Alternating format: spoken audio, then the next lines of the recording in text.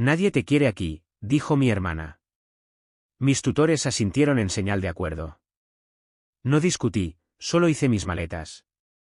Esta mañana, mi teléfono estaba explotando con 15 llamadas perdidas. Yo, 22H, nunca pensé que estaría escribiendo esto, pero aquí estoy a las 3 de la madrugada, mirando la pantalla de mi teléfono con 15 llamadas perdidas de números que no había visto en 3 años. Permítanme llevarlos de vuelta a donde todo esto comenzó. Mis padres murieron en un accidente de coche cuando yo tenía 15 años.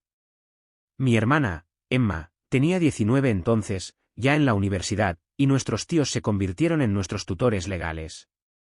Eran gente decente, o eso pensaba, pero dejaron claro desde el primer día que yo era la carga que nunca pidieron. Emma era la hija de oro, estudiaba medicina, era guapa, popular, todo lo que querían en una hija. Yo era solo el hermano pequeño e incómodo que les recordaba a todos la tragedia que nos había unido.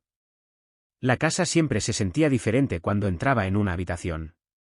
Las conversaciones se detenían a media frase, y yo captaba esas miradas entre mi tía, mi tío y Emma. No eran sutiles al respecto.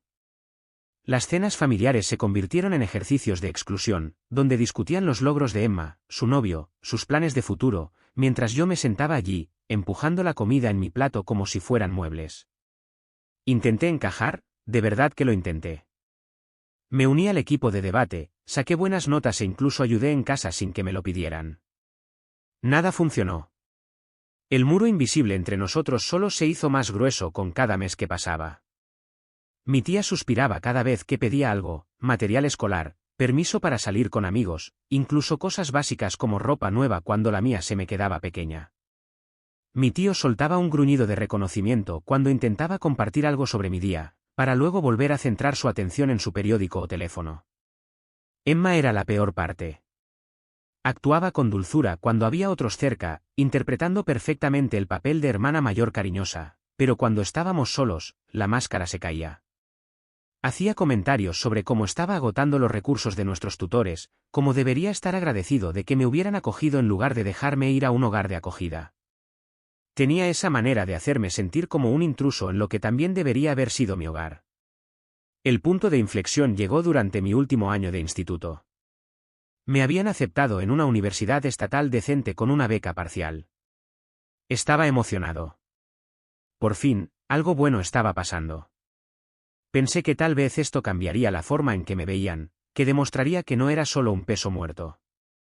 Entré en el salón, donde estaban todos sentados juntos discutiendo las solicitudes de Emma para la Facultad de Medicina. Anuncié mi aceptación, sosteniendo la carta como si fuera un trofeo. El silencio que siguió se sintió como un peso físico oprimiendo mi pecho. Mi tía miró a mi tío, que miró a Emma, y luego Emma me miró con una expresión que nunca olvidaré, no era ira, no era decepción, solo fría indiferencia. Me dijo que nadie me quería allí, así sin más, con total naturalidad, como si estuviera comentando el tiempo. Dijo que había sido una carga durante demasiado tiempo, que era hora de que aprendiera a valerme por mí mismo en lugar de esperar limosnas de personas que ya habían hecho más que suficiente. Mis tíos no dijeron una palabra, pero su silencio lo decía todo. Se quedaron sentados, asintiendo con cada palabra que salía de su boca. Me quedé allí durante lo que parecieron horas, pero probablemente fueron solo segundos, esperando que alguien la contradijera, que dijera que había ido demasiado lejos. Nadie lo hizo. Mi tío finalmente habló, diciendo, quizás era hora de que empezara a pensar en mi futuro más seriamente, que la universidad era cara y que ya se habían estirado al máximo para mantener a 2 chicos que ni siquiera eran suyos. No discutí. ¿Qué sentido tenía? Había pasado 3 años tratando de ganarme mi lugar en esta familia, y estaba claro que nunca lo conseguiría. Subí las escaleras, saqué la vieja bolsa de lona con la que había llegado y empecé a hacer las maletas. No intentaron detenerme.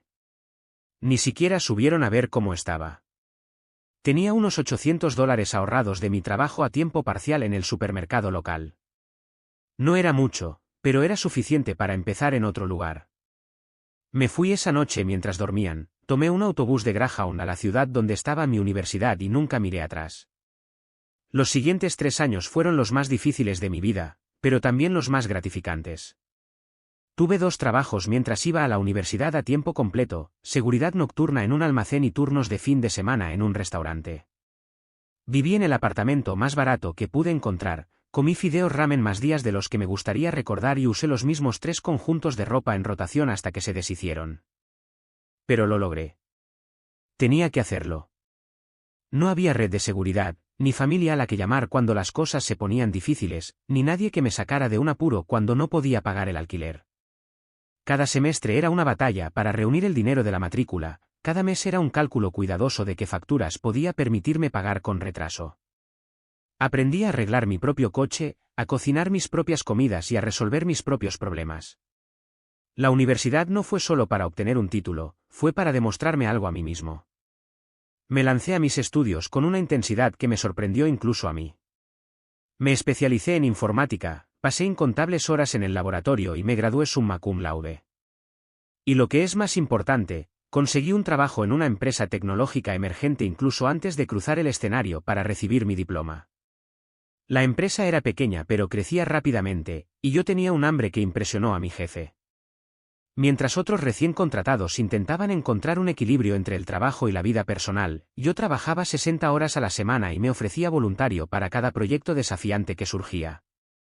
Tenía algo que demostrar, no solo a mi familia, sino a mí mismo. En 6 meses, me habían ascendido 2 veces, en un año, lideraba mi propio equipo. La empresa emergente fue adquirida por una gran compañía tecnológica, y de repente mis opciones sobre acciones valían más dinero del que jamás había imaginado tener. Para mi segundo año después de la universidad, ganaba un sueldo de 6 cifras y había recibido ofertas de trabajo de 3 empresas diferentes. Compré un bonito apartamento en la ciudad, conseguí un coche decente y empecé a construir la vida que siempre había querido. Pero la mejor parte no fue el dinero o el éxito, fue la confianza que vino al saber que lo había hecho todo por mí mismo. Cada logro se sentía ganado de una manera que no creo que hubiera sido posible si hubiera tenido el apoyo familiar en el que apoyarme. Nunca me puse en contacto con ellos, ni una sola vez en 3 años. No envié tarjetas de Navidad, no llamé en los cumpleaños, no les puse al día sobre mi vida. En lo que a mí respecta, ellos tomaron su decisión esa noche cuando Emma me dijo que nadie me quería allí. Yo solo estaba respetando sus deseos. Entonces ocurrió lo de esta mañana. Me desperté con 15 llamadas perdidas de números que no reconocía, pero el prefijo me resultaba familiar. Era de casa. Mi primer instinto fue borrarlas todas y seguir con mi día, pero la curiosidad pudo más. Devolví la llamada a uno de los números. Era mi tía, y su voz sonaba diferente, más pequeña, de alguna manera, menos segura de sí misma de lo que recordaba. Me dijo que Emma se casaba el mes que viene y que querían que fuera a la boda. Dijo que llevaban semanas intentando encontrarme, que Emma había pedido específicamente que estuviera allí. Casi me reí.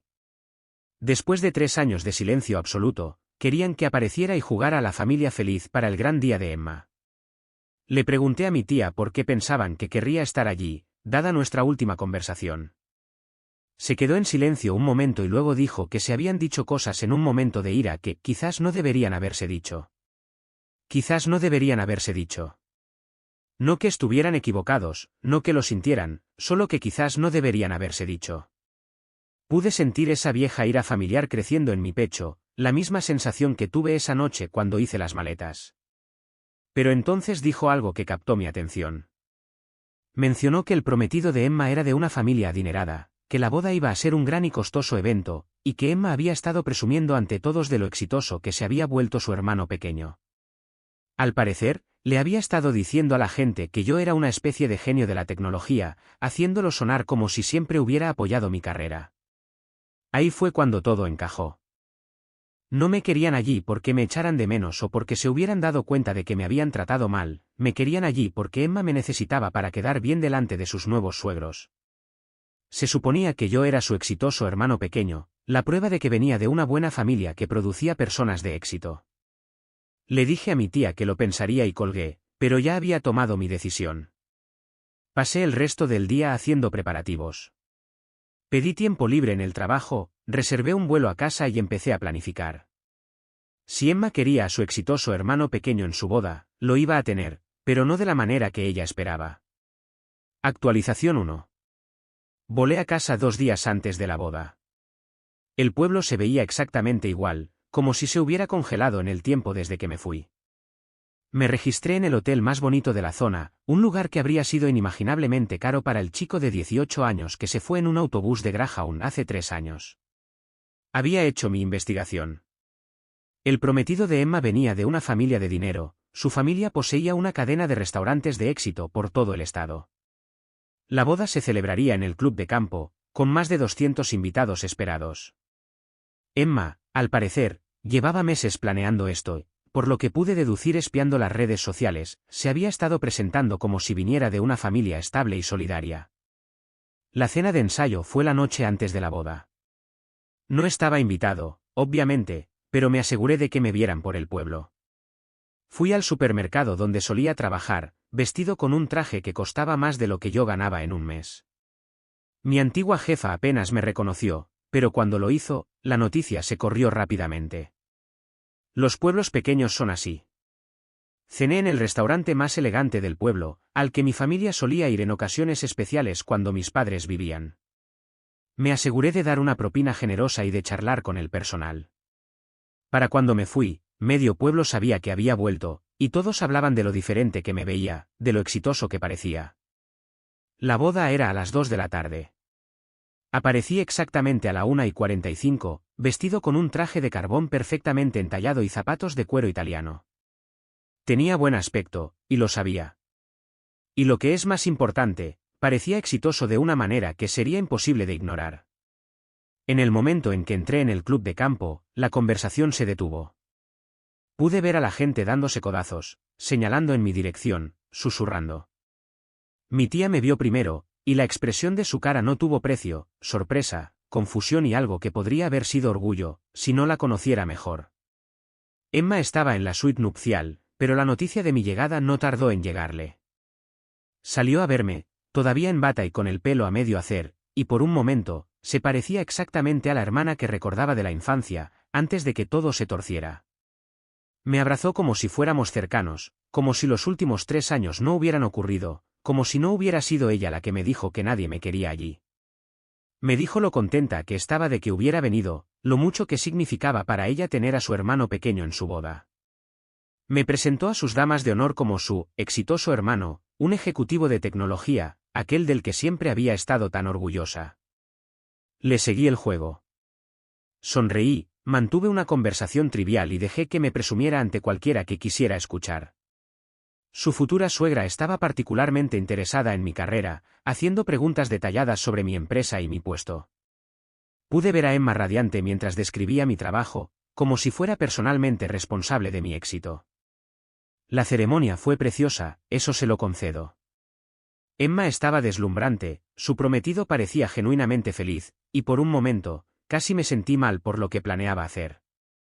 Casi. Pero luego llegó la recepción, y la dama de honor de Emma dio un discurso sobre la suerte que tenía Emma de tener una familia tan solidaria, sobre cómo sus tíos la habían criado a ella y a su hermano con tanto amor y cuidado después de la muerte de sus padres. Habló de lo unida que era su familia, de cómo siempre se habían apoyado mutuamente en las buenas y en las malas. Me senté en la mesa familiar escuchando esta versión de cuento de hadas de nuestra historia familiar, viendo a mis tíos asentir como si ellos mismos se lo creyeran. Emma estaba resplandeciente, completamente absorta en la fantasía que había creado. Fue entonces cuando supe que era el momento. Actualización 2. Cuando llamaron para los discursos familiares, no estaba en la lista, pero me levanté de todos modos, dando golpecitos en mi copa de champán con el cuchillo hasta que la sala se quedó en silencio. Emma pareció sorprendida pero complacida, su exitoso hermano pequeño quería decir unas palabras sobre su querida hermana. Empecé con lo habitual. Hablé de lo guapa que estaba Emma, de lo feliz que estaba por ella y su nuevo marido, de que el matrimonio era algo maravilloso.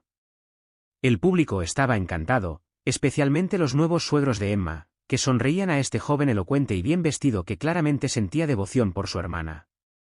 Luego, di un giro al discurso. Hablé de la familia, de lo que realmente significa apoyarse mutuamente en los momentos difíciles. Mencioné cómo algunas familias se mantienen unidas pase lo que pase, mientras que otras dejan claro que algunos miembros son más bienvenidos que otros. La sala todavía estaba conmigo, pero pude ver que Emma empezaba a ponerse nerviosa. Les conté la noche en que me fui de casa. No di nombres, no señalé con el dedo, solo conté la historia exactamente como sucedió. Describí cómo me dijeron que nadie me quería allí, como las mismas personas que se suponía que eran mi familia me animaron a irme. Hablé de hacer mis maletas a los 18 años y marcharme con nada más que $800 y un billete de autobús. La sala se había quedado en completo silencio. Pude ver la cara de Emma palidecer, a su nuevo marido con cara de confusión, a sus suegros intercambiando miradas. Mis tíos miraban sus platos como si quisieran desaparecer. Pero no había terminado. Hablé de los últimos 3 años. Describí cómo trabajé en 2 empleos mientras iba a la universidad, viviendo de fideos ramen y usando la misma ropa hasta que se deshizo. Hablé de graduarme summa cum laude sin que ningún familiar estuviera allí para verlo, de ser ascendido sin nadie con quien compartir la buena noticia, y de construir una carrera exitosa completamente por mi cuenta. Dejé claro que cada logro, cada éxito, cada momento de felicidad que había experimentado lo había ganado sin ninguna ayuda de las personas sentadas en esta mesa. Les di las gracias, de hecho les di las gracias, por enseñarme que la única persona en la que realmente podía confiar era en mí mismo. Luego levanté mi copa y propuse un brindis por Emma y su nuevo marido, deseándoles un matrimonio construido sobre la honestidad, el apoyo y el amor incondicional, todas las cosas que había aprendido que eran tan importantes al no tenerlas. El silencio que siguió fue ensordecedor. Emma estaba llorando, pero no las lágrimas de felicidad que esperarías en una boda. Su nuevo marido miraba de un lado a otro entre nosotros, claramente tratando de reconstruir lo que acababa de suceder. Los suegros parecían haber recibido una bofetada. Terminé mi champán, dejé la copa y me acerqué a Emma. La abracé una vez más, le dije que esperaba que fuera feliz y le deseé suerte con su nueva familia. Luego salí del club de campo y conduje directamente al aeropuerto. Actualización 3. Ya estoy de vuelta en casa, y mi teléfono no ha parado de vibrar durante la última semana. Emma ha llamado docenas de veces, dejando mensajes de voz que van desde la ira y el ruego hasta la disculpa. Mis tíos también se han puesto en contacto, de repente muy interesados en tener una relación con su exitoso sobrino. La mejor parte son los mensajes que he estado recibiendo de otras personas que estuvieron en la boda. Al parecer, mi discurso se ha convertido en la comidilla del pueblo. Varias personas se han puesto en contacto para decirme que no tenían ni idea de por lo que había pasado, que siempre asumieron que simplemente estaba fuera en la universidad y luego ocupado con mi carrera. La nueva suegra de Emma me llamó directamente, lo cual fue inesperado. Me dijo que estaba horrorizada por lo que había oído, que no tenía ni idea de que Emma proviniera de una situación familiar tan disfuncional. Al parecer, ha habido algunas conversaciones muy incómodas en su casa sobre el tipo de familia en la que Emma se estaba integrando. Las fotos de la boda cuentan toda la historia. Se puede ver el momento exacto en que el ambiente cambió, cuando la gente se dio cuenta de lo que estaba escuchando. La cara de Emma en esas fotos me rompe un poco el corazón, pero no lo suficiente como para arrepentirme de lo que hice. Mi tía dejó un mensaje de voz ayer diciendo que quieren arreglar las cosas, que se dan cuenta de que cometieron errores cuando yo era más joven. Dijo que están orgullosos de lo que he logrado y que quieren ser parte de mi vida en el futuro. Incluso mencionó la posibilidad de ayudarme a comprar una casa, como si el dinero pudiera borrar de alguna manera 3 años de silencio. El último mensaje de Emma fue diferente de los otros. No intentó justificar lo que pasó ni poner excusas. Solo dijo que lo sentía, que había sido joven, estúpida y que estaba celosa de la atención que yo recibía de nuestros tutores. Dijo que sabía que no podía retirar lo que había dicho, pero que quería que supiera que siempre se había arrepentido. Casi la creí. Casi. Pero entonces recordé algo. Después de que mis padres murieran, hubo un pago del seguro de vida, no enorme, pero suficiente para ayudar con los gastos universitarios de ambos. Nunca vi un céntimo. Cuando pregunté por ello una vez, me dijeron que se había utilizado para los gastos del hogar, para cuidarnos a los dos. Nunca lo cuestioné porque era solo un niño que no entendía cómo funcionaban estas cosas. La semana pasada, contraté a un abogado para que lo investigara. Resulta que el dinero se puso en un fondo fiduciario que se suponía que debía dividirse entre Emma y yo cuando cumpliéramos 18 años.